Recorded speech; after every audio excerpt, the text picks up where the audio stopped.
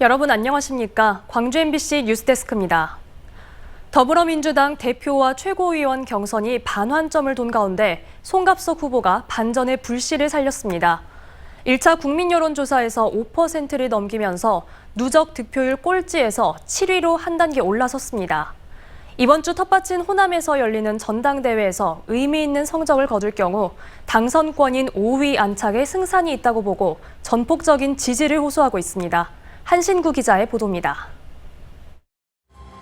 송갑석 더불어민주당 최고위원 후보는 지난 주말과 휴일 열린 충청권 전당대회에서도 권리당원 투표에서는 8위에 머물렀습니다. 기호 8번 송갑석 후보 득표수 1,797표, 득표율 4.74%입니다.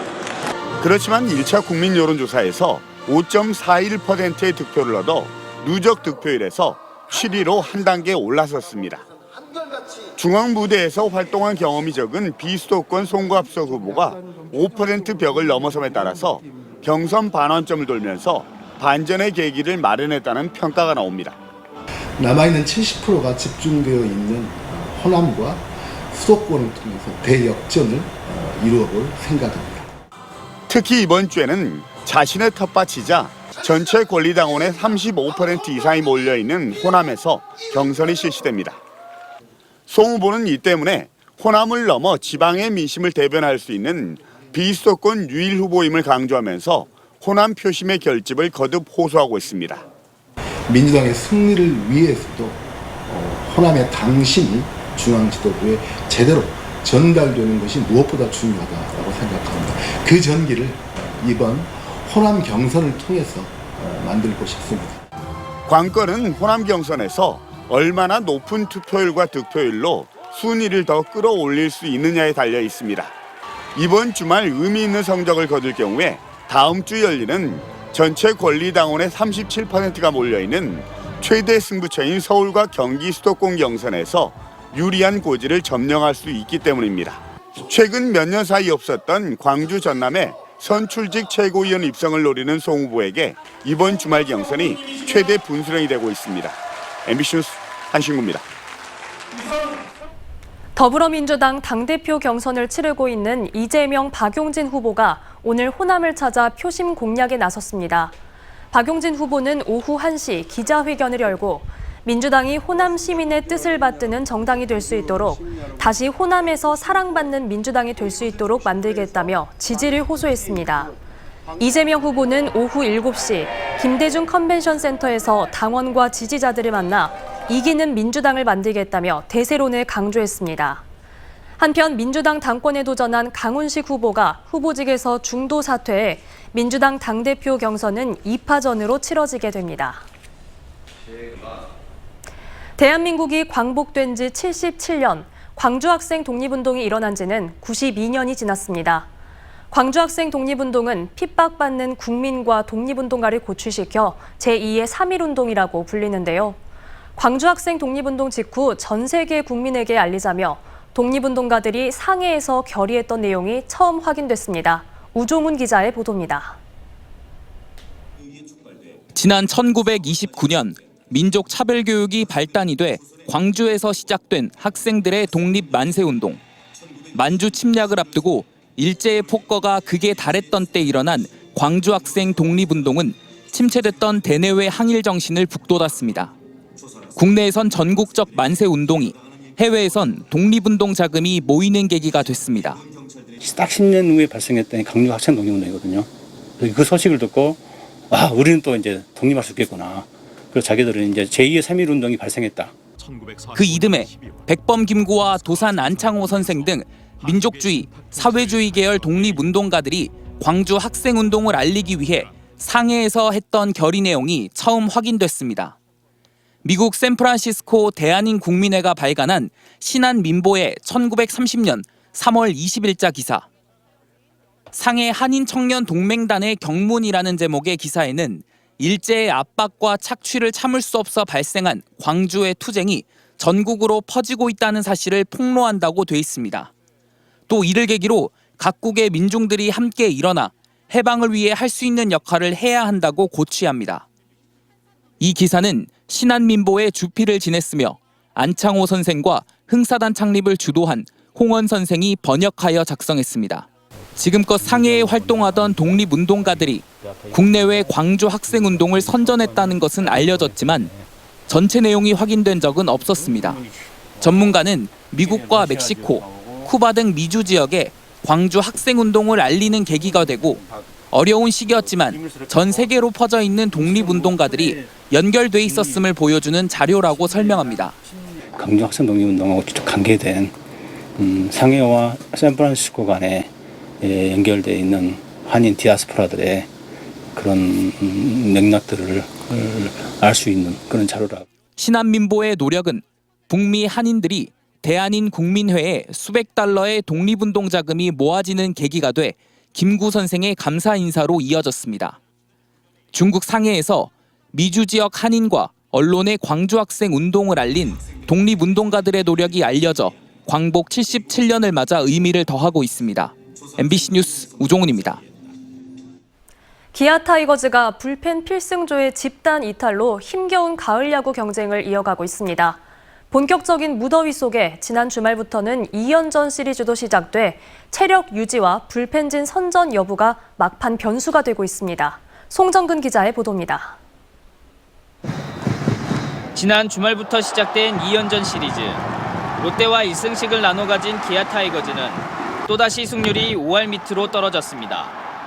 팀마다 40경기 안팎을 남겨놓은 가운데 기아의 가을 야구는 무더위 속에 강행군을 해야 하는 2연전 시리즈가 막판 변수가 되고 있습니다. 4위 KT를 뒤쫓으면서 5게임 차이로 공동 6위권을 형성한 롯데와 NC, 두산의 추격도 뿌리쳐야 하는 상황. 지방구단으로 이동거리가 수도권 등 경쟁구단에 비해 길어 체력과 컨디션을 유지하기가 쉽지 않기 때문입니다. 더욱이 마무리 정혜영마저 부상으로 이탈하면서 불펜 핵심 전력이 마운드에서 자취를 감춘 가운데 이준영과 박준표, 한승혁 등 대체 불펜들이 제 역할을 해낼 수 있느냐도 중요합니다. 그나마 4번 중심 타자로 복귀한 최영우의 해결사 능력이 살아난 건 다행입니다. 전반기 내내 부진했던 최영우는 최근 타격감을 끌어올리며 중심 타자로 무게감을 확실히 잡아주고 있습니다.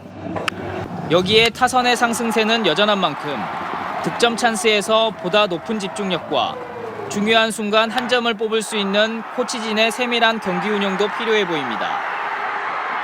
가을 야구를 향한 막바지 순위 경쟁이 치열해진 가운데 기아의 5강행은 체력과 불펜진의 선전에 달려 있습니다. MBC 뉴스 송정근입니다.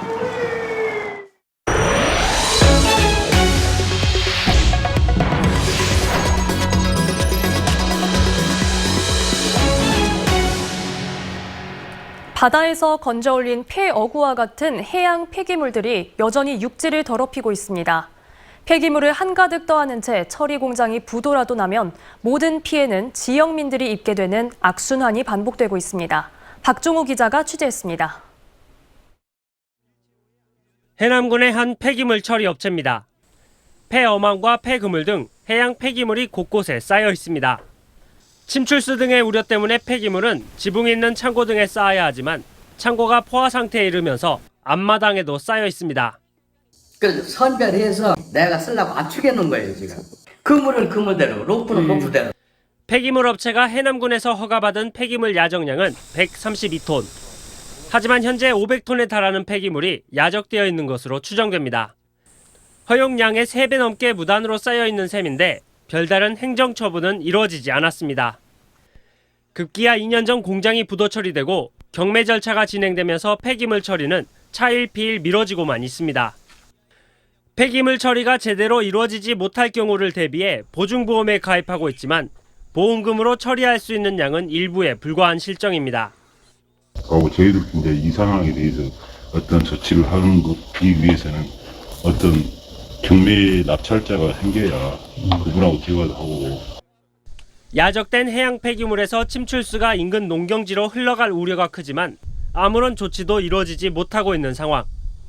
밖에다 방치를 그물망 같은 거 유관상도 안 좋고 좀 빨리 좀 쓸 수 있게.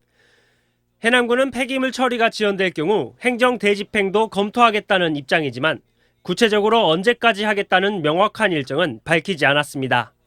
MBC 뉴스 박종호입니다. 제77주년 광복절 경축 행사가 광주 곳곳에서 열렸습니다. 광주시는 오늘 오전 광주극장에서 독립유공자와 광복회원들이 참석한 가운데 광복절 77주년 경축식을 열고 국권 회복을 위해 헌신한 선열들의 뜻을 기렸습니다. 경축식에 앞서 강기정 광주시장과 이정선 교육감 등 각계 대표들은 상무시민공원 독립운동 기념탑에 헌화했습니다. 또 고려인 마을에서는 홍범도 장군 유해 봉환 1주년을 기념하기 위한 장군 흉상 제막식이 진행됐습니다.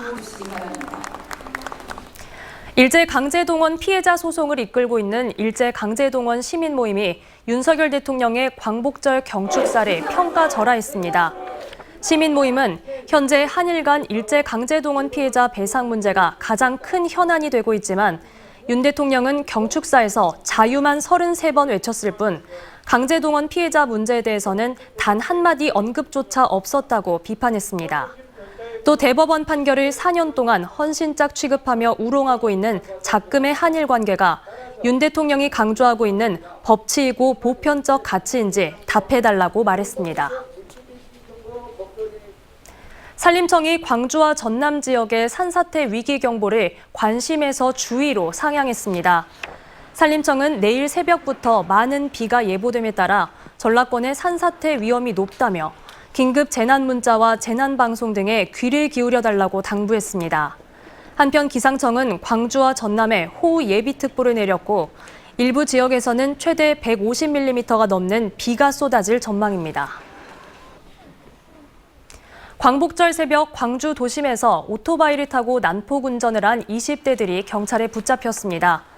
광주 광산경찰서는 오늘 새벽 3시 50분쯤 광주시 광산구 수안동의 한 도로에서 굉음을 내며 오토바이를 타는 등 교통 흐름을 방해한 혐의로 20대 남성 2명을 붙잡아 조사하고 있습니다.